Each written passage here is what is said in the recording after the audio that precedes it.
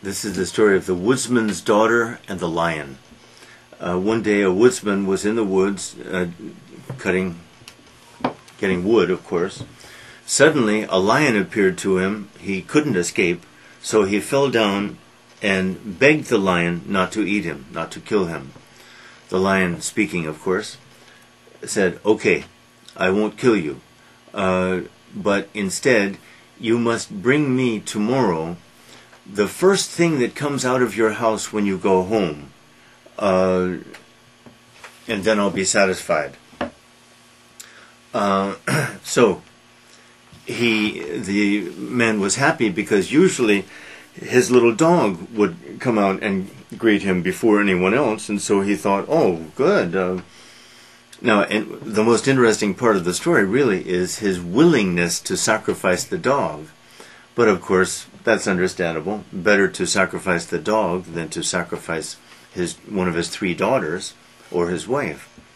So he went home, but this time, for the first time, the little dog did not come out. Rather, his youngest and favorite daughter came out to greet him. Oh no. So he went inside, but he was obviously very sad, heartbroken. And everyone asked him, "What's wrong? What's wrong?" And so he told the story. Interestingly, he said, "I must keep my word." Daughter said, "I'm not afraid. I'll go with you." She loved her father very much. "I'll go with you. I'm not afraid of the lion." So the next morning, before the cock crew, they went. They met the lion at the tree, and the lion said to the girl, "Follow me." The father, just heartbroken, weeping, but the lion called back, dig under that tree a little bit, and you will find gold."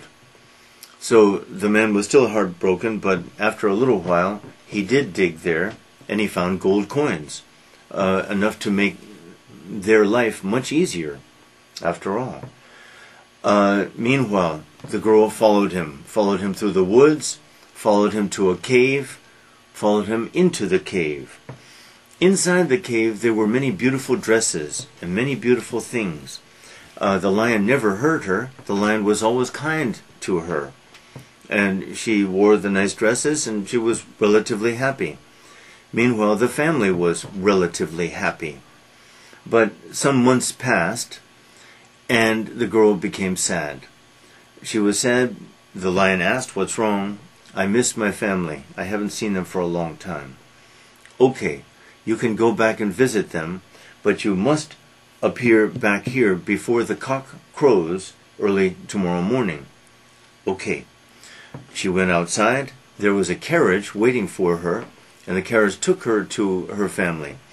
She visited her family. They were happy. She was happy. Very nice. Early the following morning, she got up, found the carriage again. The carriage took her back. Good. A few months later, same thing. She felt sad. She missed them. She told the lion. The lion said, "Okay, I will make the same agreement with you as before. You return here before dawn, and you can go." Okay. This time she went, and when she arrived, she found that her father was sick. So she cared for her father all night long,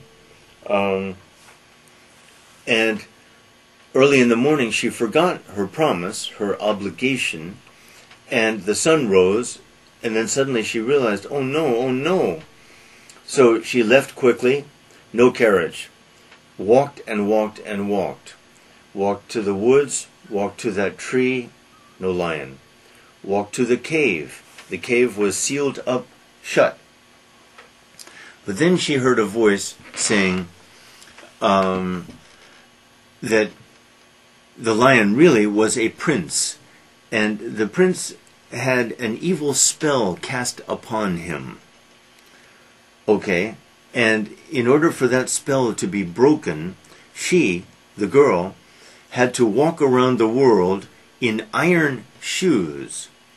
And she had to walk in those iron shoes until the iron was worn very thin. She did it. She walked and walked and walked. And we don't know how much time passed, but some time. The shoes became very thin. And she even visited where the sun was. But the sun said, the prince is not here. Go see the moon. Went to see the moon. The prince is not here either. But if you look on the other side of that mountain, you'll find a castle, and maybe you'll find the prince there. So she walked and walked, found the castle. But the castle was shut up, and she knocked on the door and knocked and knocked. No answer, no person. Finally, she, in frustration, the best emotion in the story maybe, she removed one of these shoes and threw it at the door. Opened all the doors, all the windows automatically. She goes in and finds the prince. She and the prince marry and stay in the castle, and the rest of the family comes to live in the castle too. And of course they live happily ever after. The weakest of all the stories so far, and the most absurd, I'm afraid. But what does it teach? Anything? No, I think not.